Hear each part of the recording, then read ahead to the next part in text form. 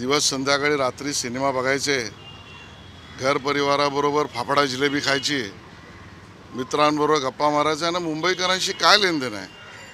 मुंबईच्या विषयाशी काय संबंध आहे? मुंबईकरांसाठी कधी रस्त्यावर आलेत का? मुंबईकर जेव्हा पुरात अडकले त्यावेळेला कोणी बंगल्यावर तर कोणी 5 स्टार हॉटेलमध्ये होते. हे दोन भाऊ पुराच्या 26 जुलैच्या वेळेला मुंबईकरांसाठी कुठे दिसले का? ह्या दोन भावापैकी कोण भाऊ 5 स्टारमध्ये होता? कोण भाऊ आपल्या बंगल्यावर त्या ठिकाणी होता? लोकांसाठी हे कधी झटलेलं नाही आणि म्हणून लोकांनी ठरवलं आहे, तुमको कभी देखा नहीं, तुमको कभी परखा नहीं, तुम्हें वोट देंगे नहीं. त्यांनी असं देखील म्हटलं आहे की सातत्याने टीका होते की ही आमच्या अस्तित्वाची लढाई आहे, परंतु ही आमच्या किंवा ठाकरे कुटुंबाच्या नाही तर महाराष्ट्राच्या अस्तित्वाची लढाई आहे, म्हणून आम्ही एकत्र आलो. हेच फेक नरेटिव्ह प्रयत्न त्यांनी 2014ला केला. मतदारांनी त्यांना झिडकारलं. याच पद्धतीच्या भावनात्मक मुद्द्यांवर 2017ची निवडणूक उद्धवजी लढले, मतदारांनी त्यांना झिडकारलं. पुन्हा एकदा तोच प्रयोग करतायत. आजही दोन्ही ठाकरे बंधू आणि त्यांचा पक्ष अहंकाराच्या परमोच्च बिंदूवर बसलेले आहेत. जणू काही आम्ही म्हणजेच मराठी, आम्हीच म्हणजे मुंबई, आम्ही म्हणजेच मुंबईकर या भावनेतने ते बोलत आहेत आणि या अहंकाराला मुंबईकर स्थान देणार नाही. ही निवडणूक मराठी संस्कृतीची, महाराष्ट्राच्या विकासाची, मुंबईच्या विकासाची आणि यामध्ये मोदीजी, देवेंद्रजी, एकनाथ शिंदेजी यांच्याबरोबर मुंबईकर आहेत. राज ठाकरे असं म्हणतात की मुंबई जेव्हा तोडली जात होती तेव्हा जी स्थिती होती तशी स्थिती जी आहे ती सध्या दिसते, कारण केंद्रात यांचं सरकार आहे, राज्यात यांचं सरकार आहे आणि आता जर महापालिकेत आपण निवडून यांना दिलं तर मुंबई हे घेऊन जातील. राज ठाकरेच होता. काल संध्याकाळी त्यांनी किंवा या मुलाखतीच्या आधी त्यांनी कदाचित चंडूखान्याची डॉक्युमेंटरी बघितली असेल. या चंडूखान्याच्या डॉक्युमेंटरीमध्ये अशा गोष्टी दाखवतात, ते दुसऱ्या दिवशी ते बोलतात. असत्य असत्य असत्य. जोवर सूर्य चंद्र तारे आहेत, मुंबई महाराष्ट्रापासून वेगळा करण्याचा विषयच नाही आणि विषय असेल तर ह्यांच्या पक्ष अस्तित्वाचा आहे. आणि याच पद्धतीच्या चुकीच्या गोष्टी मांडल्या गेल्यामुळे आज आपण बघतो शुभा राऊळ ते संतोष धुरी आणि असंख्य लोक, आता वीरेंद्र तांडेल काल, यांना सोडून चालले आहेत. त्यांच्याबरोबरची लोक यांच्या या मतांवर आणि यांनी मांडलेल्या विषयांवर बिलकुल विश्वास ठेवायला तयार नाहीत. मुंबईकरांचा तर विश्वास ठेवायचा प्रश्नच येत नाही. राज ठाकरेंनी असंही म्हटलं की राज्यामध्ये जी माणसं सत्तेत बसवलेली आहेत ती बसलेली नाही तर दिल्लीतल्या केंद्रीय नेतृत्वाच्या आशीर्वादाने बसवलेली अहो, आहे. तुमच्या लोकांना घरी बसवलं त्याचं काय? आता बोललं तर राग येईल. तुमच्या घरातल्या व्यक्तीला तुम्ही जिंकवू शकला नाहीत, त्यांना लोकांनी घरी बसवलं आणि ज्यांनी घरी बसवलं त्या उभाटा सेनेबरोबर तुम्ही हातमिळवणी केलीत आणि त्यामुळे मतदारांनी ज्यांना बसवलं, सत्तेमध्ये सेवा करण्याची संधी दिली, त्यांच्यावर तुम्ही टीका करताय. पहिलं तुमच्या घरातल्या लोकांना कोणी घरी बसवलं आहे ते आधी बघा. राज ठाकरेंनी मुख्यमंत्र्यांवरती सुद्धा टीका केली. ते म्हणतात की मुख्यमंत्र्यांना, देवेंद्र फडणवीसांना भ्रष्टाचारावर बोलण्याचा काही अधिकार नाहीये.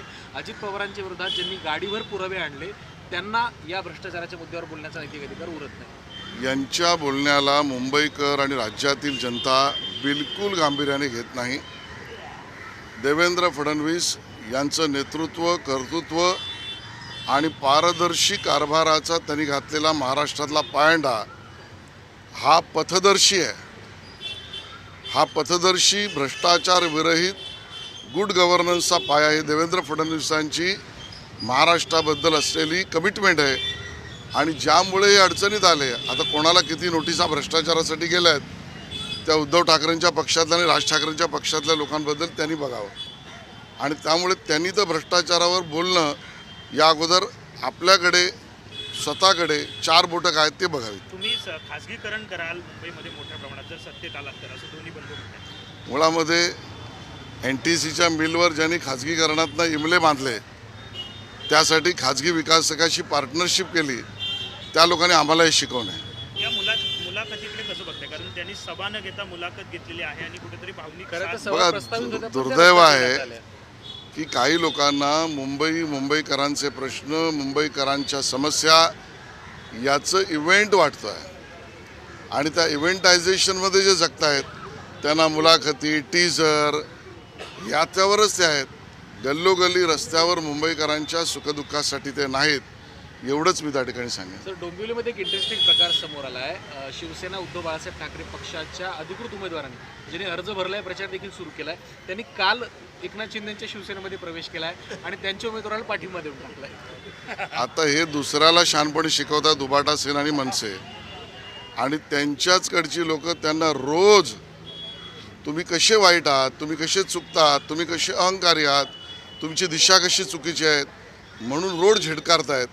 आणि त्यामुळे आता तरी काउंटडाऊन हा चालू आहे की उभाटा सेना आणि मनसे ही आता इमारत भुसभुशीत नाही, मोडकळीच नाही, धोकादायक नाही, तर आता त्याच्या पलीकडे पूर्णपणे पडली आहे, या पद्धतीचं चित्र आहे. तुमचं राजकारण जे आहे ते पैसा आणि ड्रगचं समीकरण झालं असं या मुलाखतीत वारंवार दोन्ही बंधू सांगतात. त्यांनी पहिलं मालाड मालवणीमध्ये तुमच्या सहकारी आमदार काँग्रेसचे जे आहेत त्यांना हा प्रश्न विचारावा, त्यांच्यावर सडेतोड प्रश्न विचारून आम्ही दिलेल्या पुराव्यांवर बोलावं, मग दुसरीकडे बोट दाखवा. एक शेवटचा प्रश्न. महेश मांजरेकर वारंवार म्हणतात की मुंबईमध्ये जर जायचं असेल तर 1 तास लागतो, 1.5 तास लागतो. आता त्या मुलाखतीत त्यांनी म्हटलं मी मुंबईकर आहे, त्याची लाज वाटते असंही त्यांनी म्हटलं. नाही, महेश मांजरेकर हे एका पक्षाचे प्रचार करत असतील तर आमचं काही म्हणणं नाही, पण ते अभिनेता म्हणून आपण निष्पक्ष दाखवून एका प्रचारासाठी एका पक्षासाठी बोलत असतील तर सडेतोड मांजरेकरांना उत्तर देऊ.